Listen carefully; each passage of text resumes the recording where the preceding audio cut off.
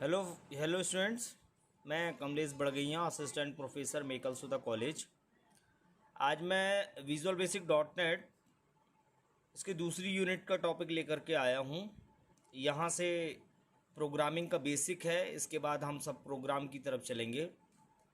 तो second unit में जो पहला टॉपिक है वो है डॉट नेट आर्किटेक्चर, जो कि मैंने आपको पहले ही बताया है, फिर भी मैं यहाँ पर आपको फिगर के साथ में डिटेल दे रहा हूँ। तो ये जो डॉट नेट आर्किटेक्चर है, एक्चुअल में ये एक सॉफ्टवेयर डेवलपमेंट फ्रेमवर्क है जो कि माइक्रोसॉफ्ट के द्वारा सन 2002 में डेवलप किया गया था। ये एक ऐसे टूल्स का कलेक्शन है, ऐसा इन्वायरमेंट इसमें हमको दिया गया है जिससे हम विंडोज़ या कंसोल या वेब बेस्ड बहुत सारे एप्लीकेशन सॉफ्टवेयर्स को यहाँ पर डेवलप कर सकते हैं। तो ये एक हमारे लिए एक माध्यम है जिसके द्वारा हम सॉफ्टवेयर डेवलप कर सकते हैं। तो वीबी डॉट नेट आर्किटेक्चर यहाँ पर मैंने आपको दिखाया है। जो सबसे मेन पार्ट वीबी डॉट नेट आर्किटेक्चर में बनाया गया है वो है CLR, जिसे हम कॉमन लैंग्वेज रन टाइम कहते हैं। सबसे मेन काम इसी का होता है और सबसे पावरफुल यदि कोई कंपोनेंट है तो वो यही है। यहाँ पर मैंने आर्किटेक्चर का कुछ बेसिक बताया है कि ये विंडोज़ ऑपरेटिंग सिस्टम को ही केवल सपोर्ट करता है। हम और आप चाहें कि यदि या हम इसे एप्पल में या मैसेंटॉस, लाइनक्स, यूएक्स इत्यादि किसी और ऑपरेटिंग सिस्टम में हम इसे इंस्टॉल करके यूज़ करें तो ये संभव नहीं हो पाएगा। केवल माइक्रोसॉफ्ट के ऑपरेटिंग सिस्टम जो कि विंडोज़ की सीरीज़ हैं उन्हीं प्लेटफॉर्म पर ही ये चल सकता है।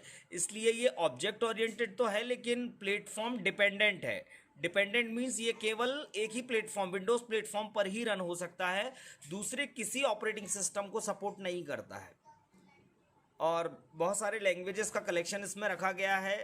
मोर देन 22 प्रोग्रामिंग लैंग्वेजेस को यह सपोर्ट करता है और GUI इंटरफेस देता है। GUI इंटरफेस इट मीन्स ये हमको वर्चुअली हमको प्रोग्राम और अपने फॉर्म को डिज़ाइन करने के लिए टूल्स देता है, जिन टूल्सों को हम अपनी आवश्यकता अनुसार डिज़ाइन कर सकते हैं, बना सकते हैं, कलर दे सकते हैं। तो ग्राफिकल यूज़र इंटरफेस के द्वारा किसी भी चीज़ को बनाना वो ज़्यादा आसान है, जो कि पहले के समय में नहीं था। केवल लैंग्वेज के द्वारा ही हमें सभी को डेवलप करना पड़ता था, पर इसके आने के बाद ये प्रॉब्लम भी समाप्त हो गई है। ये आपको मैंने फ़ोटो यहाँ पर आपके स्क्रीन पर आ रही होगी, ये वीबी डॉट नेट का आर्किटेक्चर है। सबसे ऊपर वीबी डॉट नेट और विभिन्न प्रकार की लैंग्वेजेस हैं और वे लैंग्वेजेस कन्वर्ट होती हैं CLS में। कॉमन लैंग्वेज स्पेसिफिकेशन है जो कि यहाँ पर बहुत सारे कोड्स होते हैं। फिर कॉमन टाइप सिस्टम आता है, इन सभी के बारे में मैंने नीचे आपको डिफाइन किया हुआ है। FCL बीच में होती है, फ्रेमवर्क क्लास लाइब्रेरी है। इसमें बहुत सारे class, function, method, procedure, modules हमारे लिए इनबिल्ट बने होते हैं जिनको हमें केवल एक्सेस करना है, उन्हें डिफाइन डिक्लेयर करने की आवश्यकता नहीं है। इनकी सहायता से हम वेब फॉर्म बना सकते हैं, वेब सर्विसेज का यूज़ कर सकते हैं, विंडो फॉर्म बना सकते हैं, कंसोल फॉर्म बना सकते हैं। और जो डेटाबेस होता है हमारा, जो फॉर्म हम बनाएंगे उसमें जो डेटा हम यदि स्टोर कराना चाहें तो उसके लिए बहुत इंपॉर्टेंट टॉपिक है हमारे पास ADO.NET। इसके प्रयोग से, ADO के प्रयोग से हम डेटा को स्टोर भी कर सकते हैं। इसके बाद CLR आता है। CLR common language run time होता है। इसमें जस्ट इन कंपाइलर होता है, गार्बेज कलेक्शन होता है। बहुत सारे कार्यों को मिलाकर के CLR को डिक्लेयर किया गया है। ये बहुत सारे महत्वपूर्ण कार्यों को करता है। CLI होता है, कॉमन लैंग्वेज इंफ्रास्ट्रक्चर होता है, जो कि हमारा मेन लैंग्वेज है जो CLR कन्वर्ट करके CLI में बदलता है और फिर अंत में जाकर के वो मशीन लैंग्वेज में कन्वर्ट होती है। तो इस तरह से ये आर्किटेक्चर है। जो मेन कंपोनेंट है इस आर्किटेक्चर में वो हमारे सामने है। सबसे पहले CLR है, इसे वर्चुअल मशीन भी कहा जाता है। इसका काम है, बेसिक काम है कि जितने भी प्रकार के लैंग्वेजेस में, जिस भी लैंग्वेज में हम अपना प्रोग्राम डिज़ाइन करेंगे, उस प्रोजेक्ट के प्रोग्राम के लैंग्वेज को ये कन्वर्ट करता है सोर्स कोड में। सोर्स कोड में बदल करके उसे कॉमन इंटरमीडिएट लैंग्वेज जिसे CIL या माइक्रोसॉफ्ट कॉमन इंटरमीडिएट MSIL भी कहा जाता है।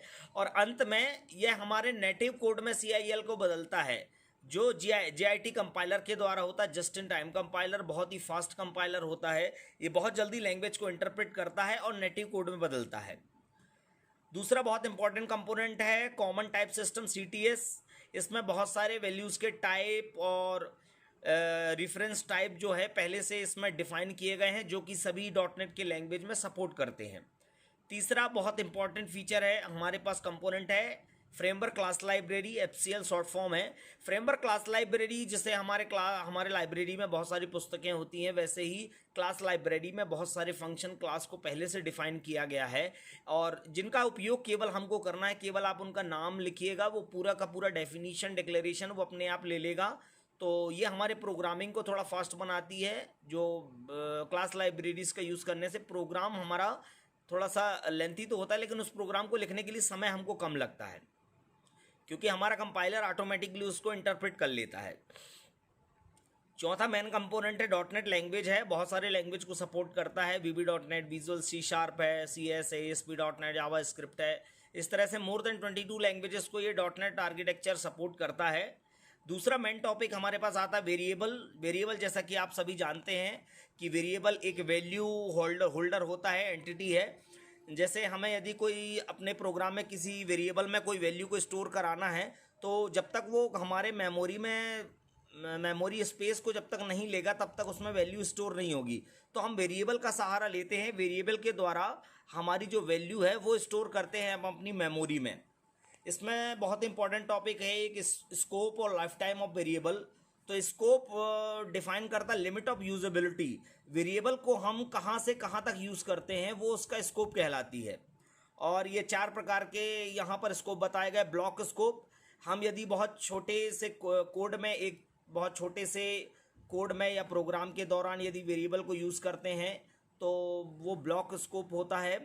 प्रोसीजरल स्कोप होता है, यदि हम किसी वेरिएबल को एक पूरे प्रोसीजर के अंदर यूज़ करना चाहते हैं पर उसके बाहर हम उसका यूज़ नहीं कर सकते हैं, तो वो प्रोसीजरल होता है। मॉड्यूल स्कोप होता है, एक मॉड्यूल प्रोसीजर से बड़ा होता है। एक मॉड्यूल में बहुत सारे प्रोसीजर होते हैं, तो उस पूरे मॉड्यूल में यदि हम वेरिएबल को यूज़ करना चाहते हैं तो मॉड्यूल स्कोप होता है। चौथा है नेम स्पेस स्कोप। बहुत सारे मॉड्यूल, बहुत सारे प्रोसीजर, फंक्शन इत्यादि सभी को मिलाकर के हम नेम स्पेस बनाते हैं।